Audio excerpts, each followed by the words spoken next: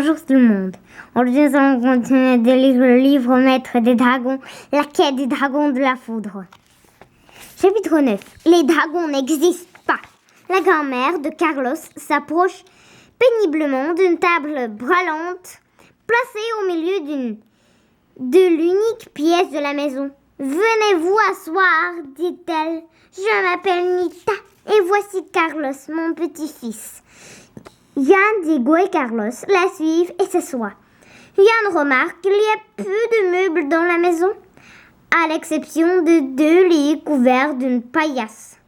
Mais l'intérieur est impeccablement propre.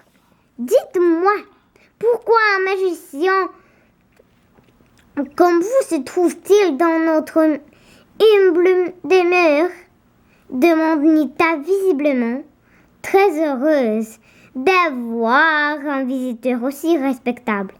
Ce n'est pas un magicien habituel là, c'est un maître conteur, intervient Carlos. Avec son ami, il m'a parlé d'une histoire de dragon. Nous avons effectivement une histoire à te raconter. Jeune homme, répond Diego en se penchant vers lui. Mais elle est véridique, un bébé dragon est né il y a quelques jours. Un dragon de la foudre et la pierre du dragon t'a choisi pour être le maître. Les dragons n'existent pas, réplique Carlos en hochant la tête. Montre-lui la pierre, dit Diego en s'adressant à Yann. Yann sort la pierre enfuie dans sa poche et la présente à Carlos. Regarde, elle est comme la mienne. Comme toi, j'ai été choisie. Cette pierre m'aide à communiquer avec mon dragon. Ah oui? Et si tu as un dragon, où se trouve-t-il donc? Demande Carlos. Viens avec nous. Nous te montrerons, propose Diego. Vous plaisantez? Je n'irai nulle part avec vous, répond Carlos en croisant les bras. J'ai une idée, dit Yann en regardant Diego. Il ferme les yeux et pose la main sur la pierre du dragon.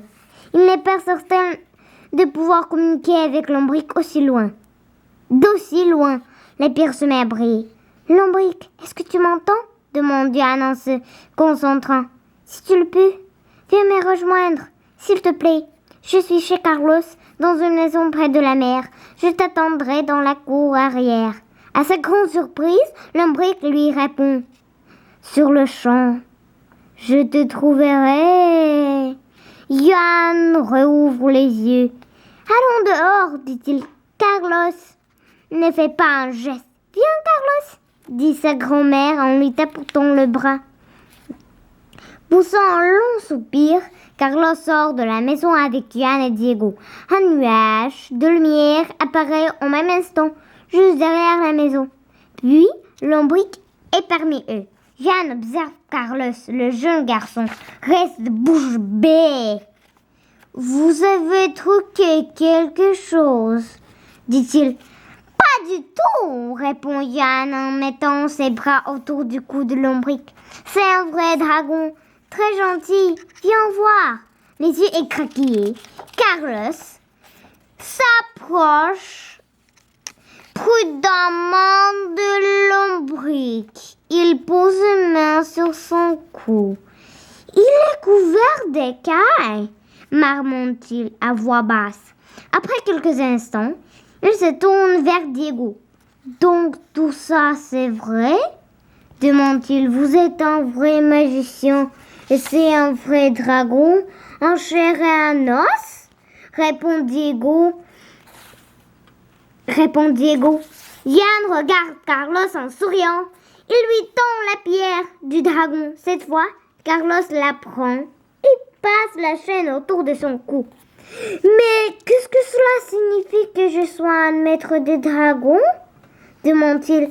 Il faudra que tu viennes avec nous au royaume des fougères, répond Diego. Tu vivras au château et tu apprendras à travailler avec ton dragon. Ma grand-mère n'a que moi pour s'occuper d'elle, s'inquiète Carlos en jetant un coup d'œil vers sa maison.